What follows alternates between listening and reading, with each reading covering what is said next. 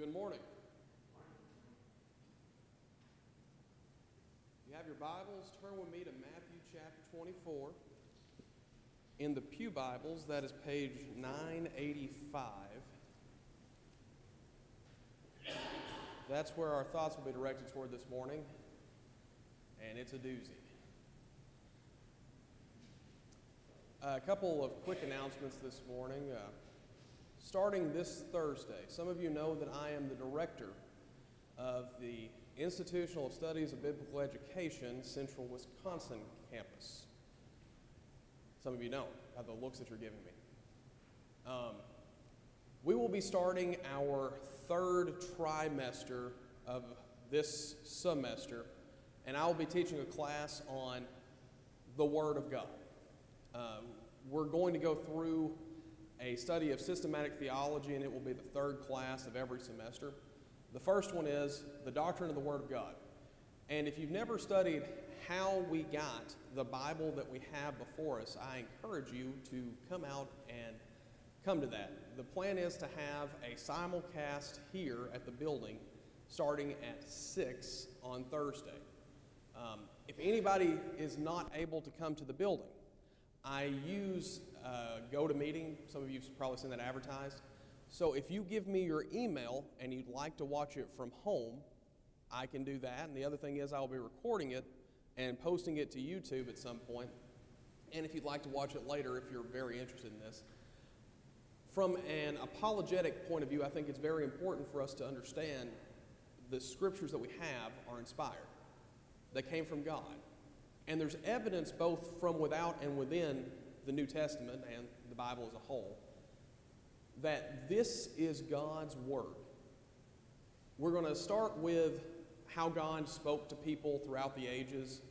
Then we're going to talk about, so that's inspiration of the Bible and other ways God has talked to people. Then we're going to discuss a little bit about canonization of how the scriptures were gathered together to form what we have now that we call the Bible. Transmission. Then we're going to talk a little bit about how did we get what we have now? Whenever someone pulls out a Greek New Testament, how did they get that piece? Where did that come from? Because I'll tell you, taking about 6,000 manuscripts and making it into one document takes a lot of work. And then the last thing we're going to talk about in the fifth week has to do with the translation process. And we won't be talking about, we'll mention a little bit about the individual translations, but it'll mostly be what are the different philosophies in translation. So if you've never looked at how the process of going from one language to another occurs, it's something that's very informative, and it also helps you understand of whenever you look at something. I can open up most Bibles now, and I can look and see, oh, the reason they translated it this way is because they wanted to make it very clear, or stay as word for word as possible, or not add any words. Things along those lines. That way you can understand what we have, where it came from. So this morning, we will talk about the fifth of the 5 discourses of the book of Matthew. Once again, we started off with the Sermon on the Mount. Next was the Limited Commission. We had the Parable Discourse. And last week we had the Discourse of the Church. This morning we're studying what has been called the Olivet Discourse. The reason it's called the Olivet Discourse is pretty simple. It took place on the Mount of Olives. Now, if you've never seen the Mount of Olives, this is kind of cool. This is a picture taken, my understanding, around 1920, before it became industrialized and Israel became a nation again. So this is as close of a picture as we're going to have of what Jesus saw whenever he was giving this discourse. I'm going to show in a second. Since Israel has become a nation again in the 40s and 50s, it's not like this anymore. They built on it just like they built on everything else. They made it a bit of a tourist trap, trying to get people to come there. The Mount of Olives is also the place where Gethsemane is, and the Church of the Olive Press, which is a building, not a church, but there's a building where they think Gethsemane was located is now on this site, and because of that, tourism is dramatically increased from this picture here. But you can see, it is, they would call it a mountain. To me, it looks like a really big hill. But you can see from here, you'd be able to look around and see quite a bit looking back. And this is what it looks like. I believe this was in 1980. This is the view from the Mount of Olives to the Kidron Valley, which is right here. And if you look back, you can see this is Jerusalem. So as Jesus is describing all the events that take place in this speech that he gives, the disciples would have been able to look at Jerusalem and the different things he was describing, they could see where it would take place at. Which brings us to the most important part of understanding this entire chapter. Verse 3.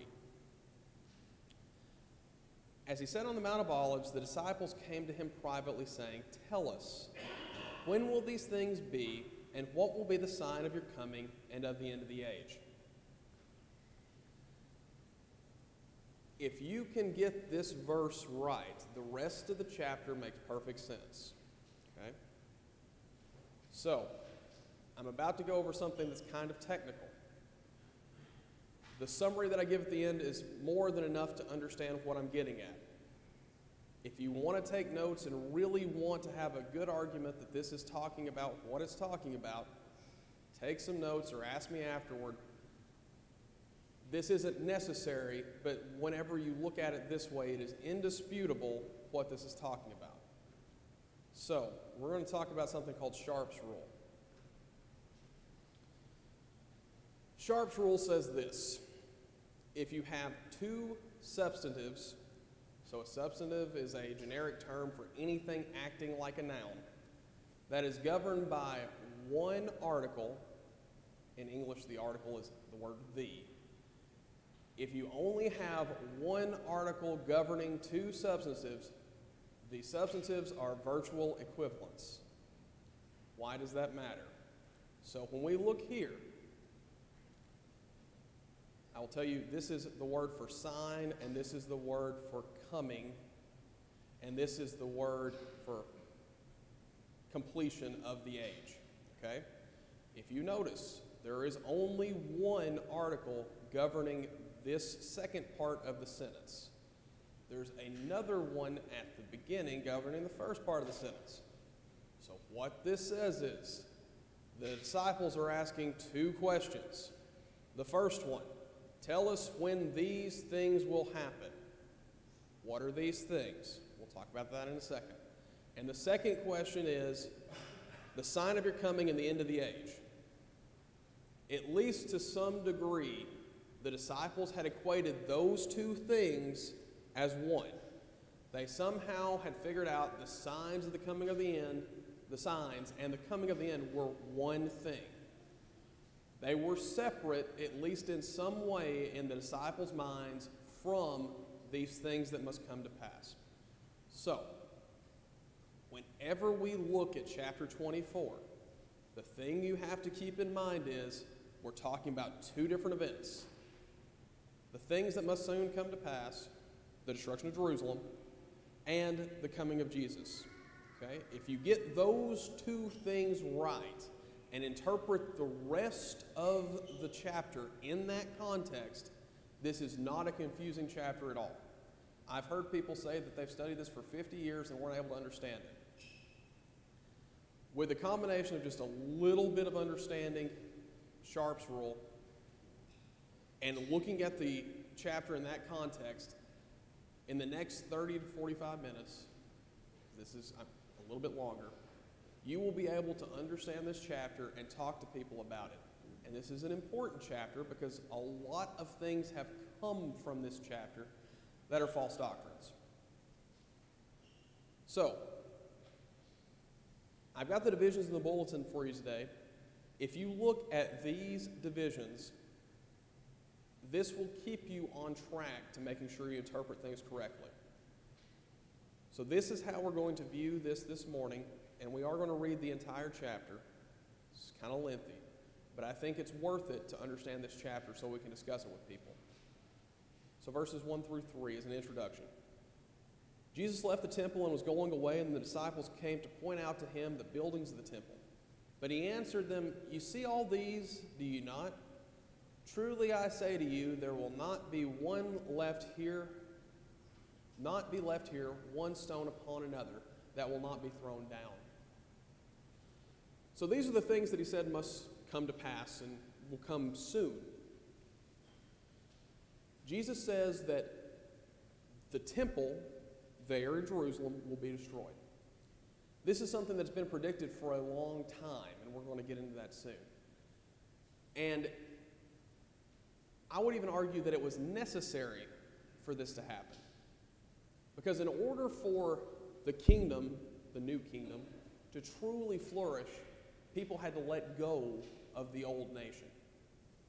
They had to get away from the physical Israel to truly enjoy the spiritual Israel. And the temple remained as a sign of that old Israel. And it was something that even the Christians in the day would go to. And based upon some of the things that I see with the Judaizing teachers, I think that they were still holding on and clinging to that old law and clinging to that old way and still viewing the temple as God's dwelling place, when in reality the dwelling place was now among them. God has always dwelled among his people. We see in Eden, he walked with them physically. Later we see that the patriarchs, he dwelled with them and came and somehow communicated with the heads of household. From there, we see that the tabernacle was established and God rested upon the Holy of Holies. The tabernacle then became the temple. The temple became God's dwelling place for most of the history of Israel until its destruction in AD 70. And at that point, God began not only to dwell among his people, but within his people. And in order for that to happen, the temple had to be done away with. So verse 4 is where we start the persecution that the disciples would undergo and the events that happen between whenever he's having this conversation with them and the destruction of the temple. Verse 4, and Jesus answered them, "See that no one leads you astray, for many will come in my name, saying, I am the Christ, and they will lead many astray. And you will hear of wars and rumors of wars. See that you're not alarmed, for this must take place, but the end is not yet. For nation will rise against nation, and kingdom against kingdom, and there will be famines and earthquakes in various places, and all these are but the beginning of the birth pains. Then they will deliver you up to tribulation, put you to death, and you will be hated by all nations for my name's sake. And then many will fall away and betray one another and hate one another, and many false prophets will arise and lead many astray. And because lawlessness will be increased, the love of many will grow cold. But the one who endures to the end will be saved, and the gospel of the kingdom will be proclaimed throughout the whole world as a testimony to all the nations, and then the end will come." This section discusses what happened between about AD 33, when this conversation took place, and AD 70, whenever there actually was the destruction of Jerusalem. He mentions some pretty specific things happening that we can see are historically accurate. You see, verse 6, you'll hear of wars and rumors of wars. See that you're not alarmed. During AD 69, that year was called the Year of the Four Emperors. Why was it called the Year of the Four Emperors? There were four emperors. After Nero died, early in the year, 3 more men subsequently took his place that same year. This was all because of the brutality of the fighting that was going on in that year before the destruction of the temple. The final man would eventually call for the destruction of Jerusalem and would call for the persecution of the Jews during that time period.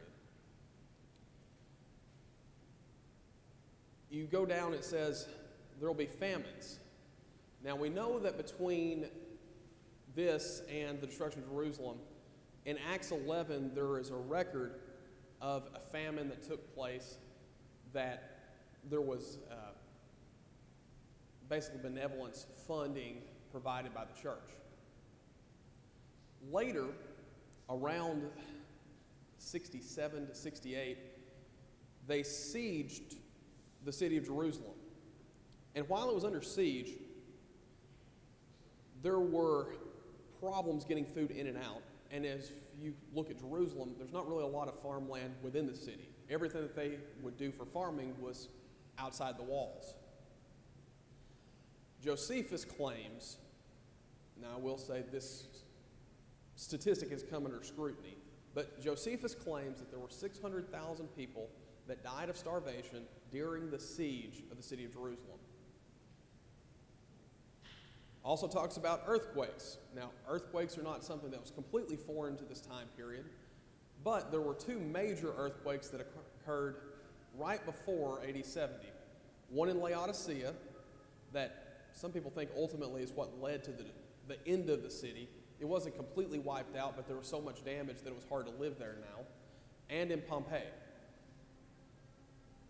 All of these things happened just a few years before the destruction of Jerusalem.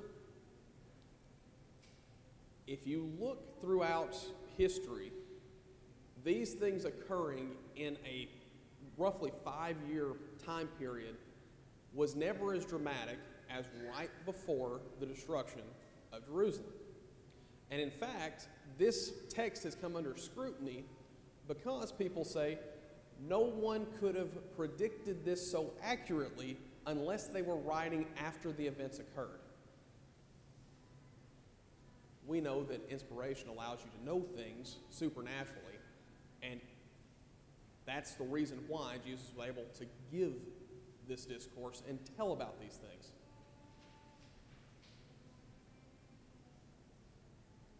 So we see here that all these things are going to happen, but Jesus tells the disciples, you probably are not going to see it because you're going to die first.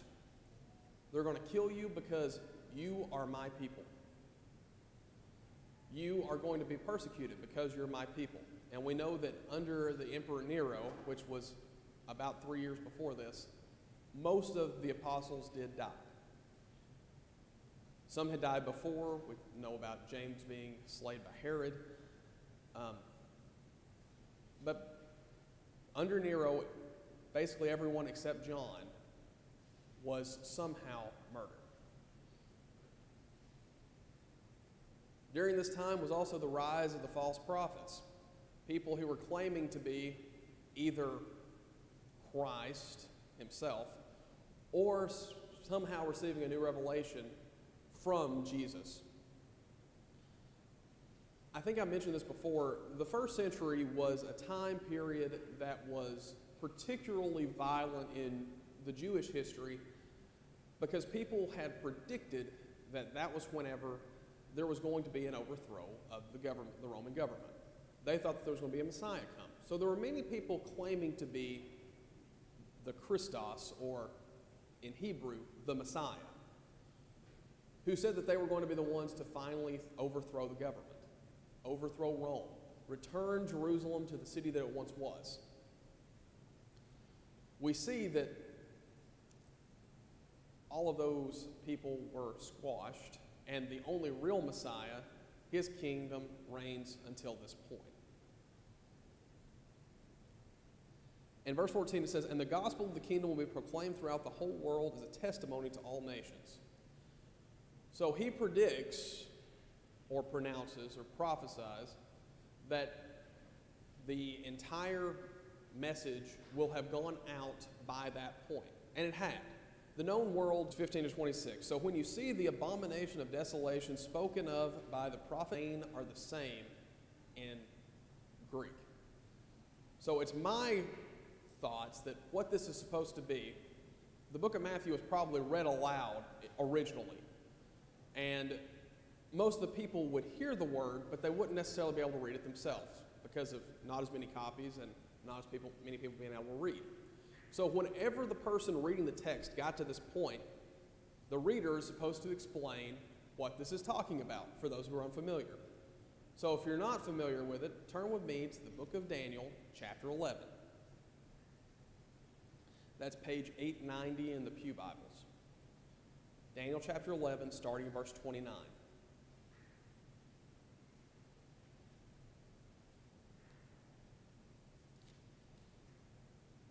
At the time appointed, he shall return and come into the south, but it shall not be this time, and will be as it was before.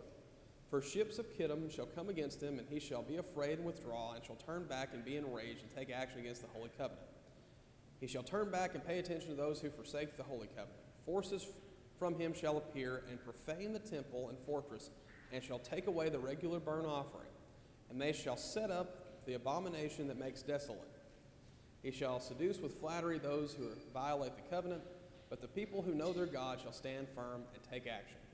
And the wise among the people shall make many understand, though for some days they shall stumble by sword and by flame, by captivity and by plunder. When they stumble, they shall receive a little help, and many shall join themselves to them with flattery. And some of the wise shall stumble, so that they will be refined, purified, and made white, until the time of the end, for it still awaits the appointed time. So there is this figure in the book of Daniel that's mentioned a couple different times called the abomination of desolation, the abomination that makes desolate. This figure was an event. So there was an abomination that would occur, and it would do a couple different things. It would cause the covenant to come to an end, and it will cause the burnt offerings to cease. So there are two major events in history that some people have said that this could be. The first one was when Antiochus Epiphanes offered a pig, for lack of a better term, on the altar there in Jerusalem. The thing about that is, even though he did that, the offerings did not cease. They were allowed to continue to use the temple after what was called the Maccabean Revolution, or I can't remember the family name. But they overthrew, and they were allowed to continue that. More likely, and what Jesus seems to be saying here, the destruction of Jerusalem in AD 70. Whenever, first off, the same thing happened, someone else offered a pig, and then they destroyed the temple completely. Or I guess there's some debate about that. There is some thought that the temple itself was not necessarily destroyed by the Romans, but because of the fires that were being started by the Jewish people themselves, and they ended up trapping themselves in the city and couldn't escape. Depends on how you want to interpret that event. Either way, the temple wasn't there afterward. Verse 16, Matthew 24.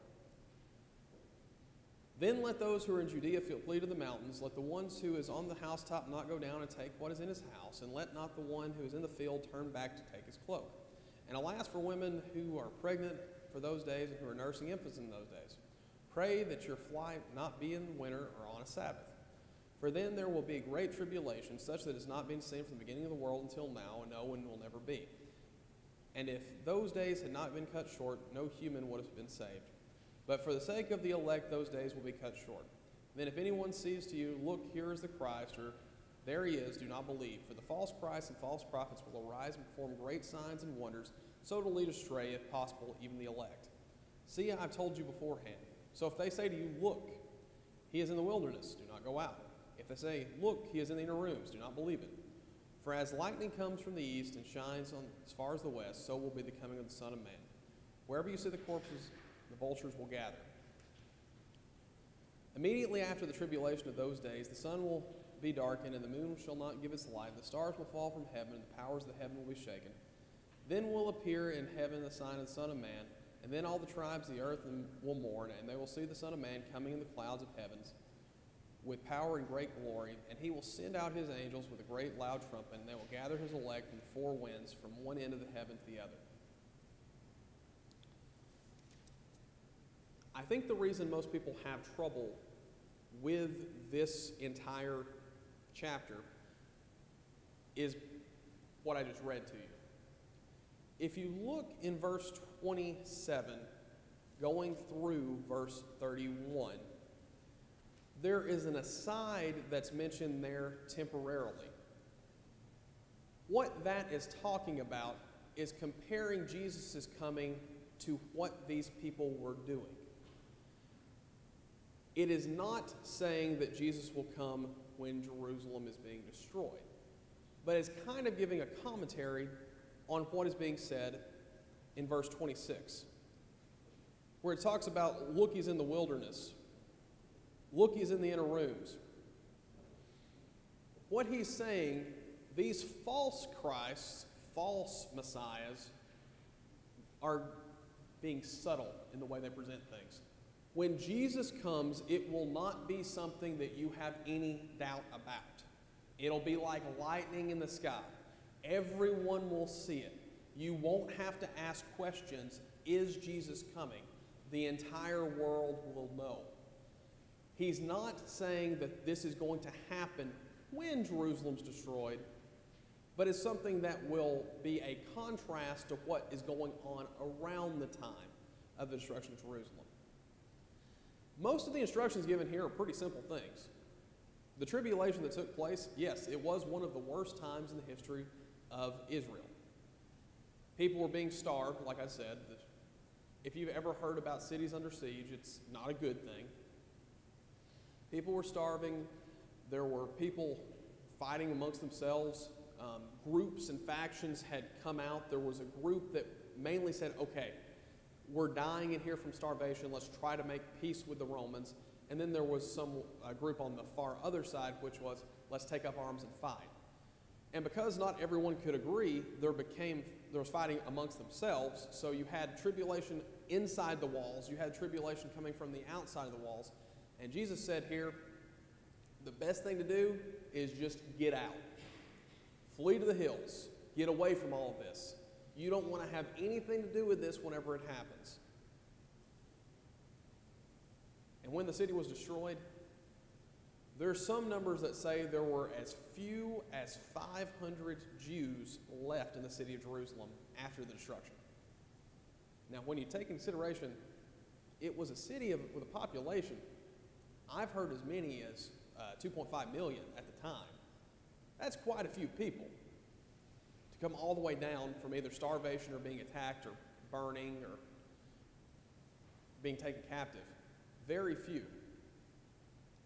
So you can see how somebody would say, this is a great tribulation that's never been seen before. Now going to the next section there, the break in the action talks about how Jesus is going to come, and the coming of the Son of Man is going to be like lightning.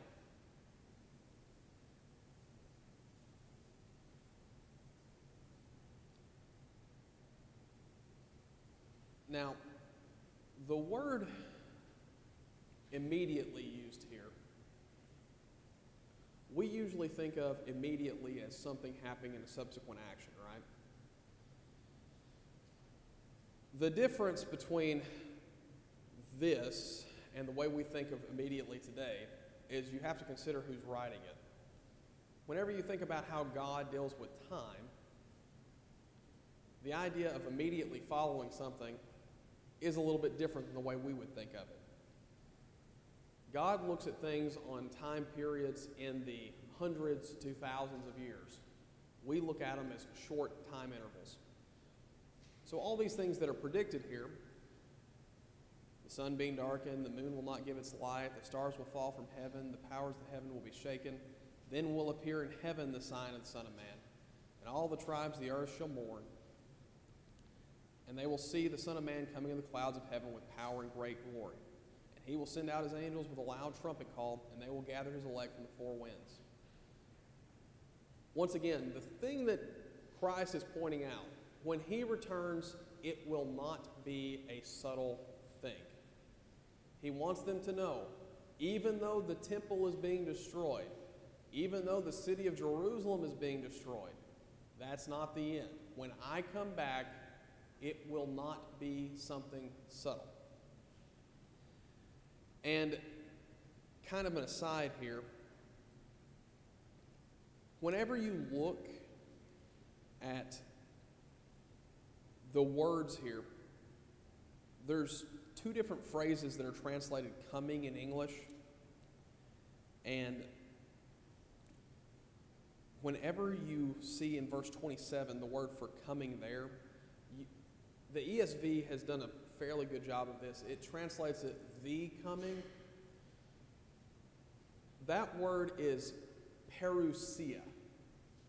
Now, parousia is similar to the word apocalypsis, which is where we get revelation from. It's this idea of something being made real. So Jesus' coming, as mentioned in verse 27, is something different than some of the other time it's used here. It's used in verse 3, verse 27, verse 30, and let's see.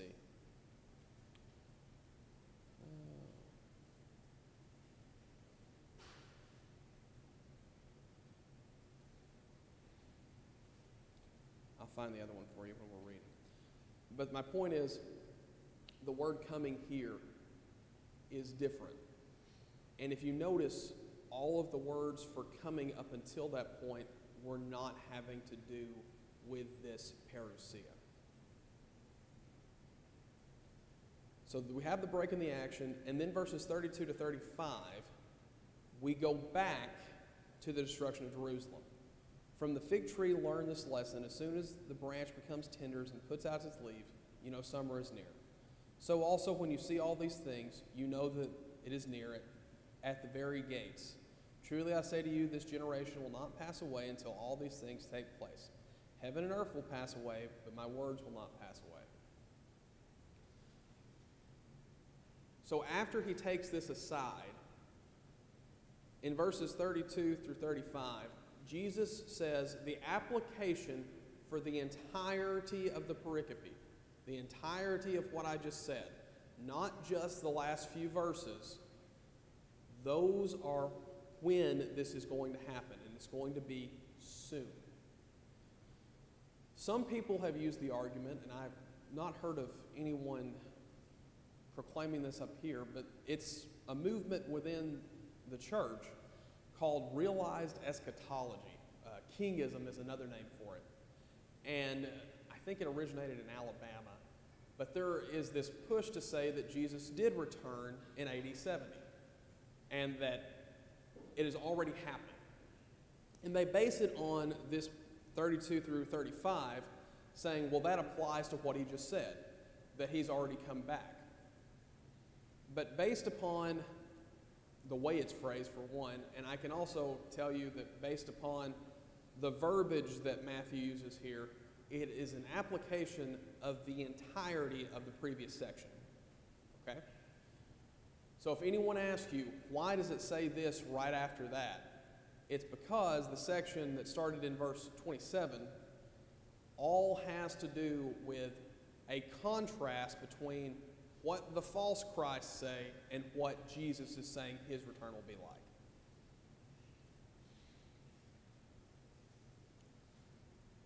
So, we're finished with the sections that really have no effect on us in the 21st century at all.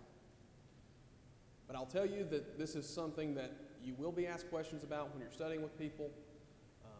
There have been several things that have come from this that are false doctrines. Because if you don't read this particular section, understanding the historical context in which it took place, it makes no sense. If you look at just a little bit of history and understand the things that were happening in the first century, it's pretty simple.